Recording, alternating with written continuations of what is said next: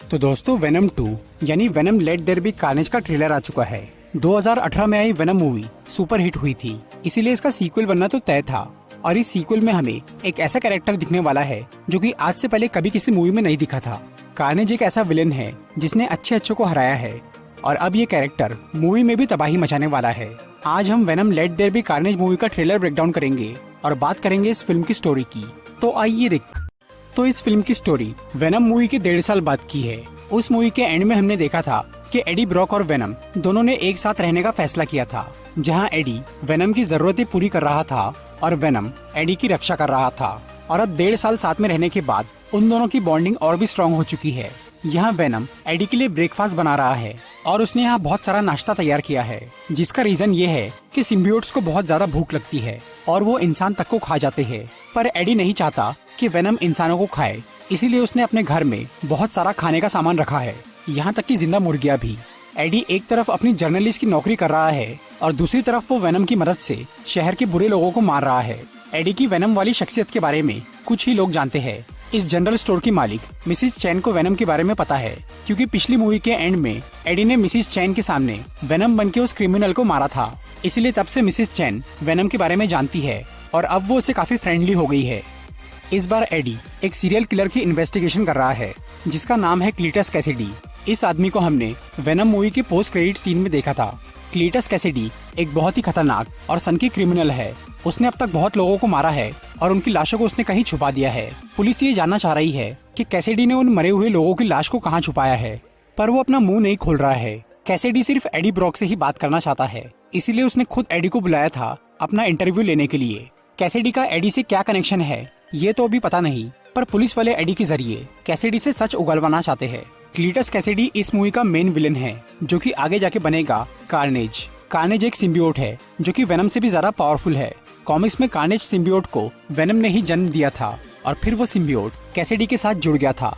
Movie में भी कुछ ऐसा ही हो सकता है। पिछली मूवी में हमने देखा था कि 4 सिम्बियोट स्पेस से अर्थ पे आए थे, जिसमें से अभी सिर्फ एक बचा है जो कि है वेनम।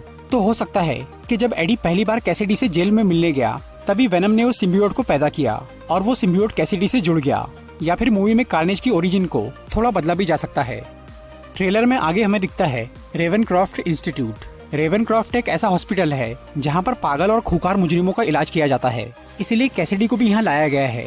इस सीन को देखकर लग रहा है कि यहाँ कैसिडी पर किसी तरह का एक्सपेरिमेंट किया जा रहा है या फिर उसे जहर देकर मारा जा रहा है।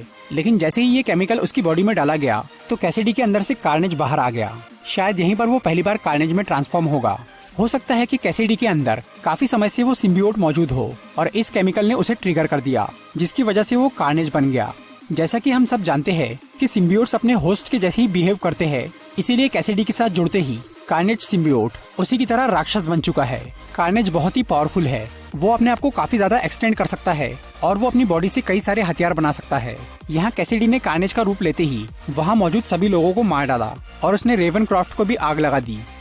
ट्रेलर में हम एक पागल औरत को देख सकते हैं जो कि रेवनक्रॉफ्ट में कैद है।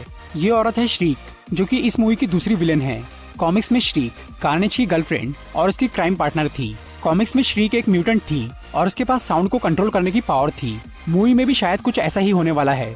यहाँ पर श्रीक एक साउंड प्रूफ रूम में कैद है और यहाँ रेवनक्रॉफ्ट के लोगों ने अपने कान पे ईयर मफ लगाया हुआ है, मतलब श्रीक के पास सोनिक ब्लास्ट की पावर है और इस सीन में वो अपनी पावर का इस्तेमाल कर रही है।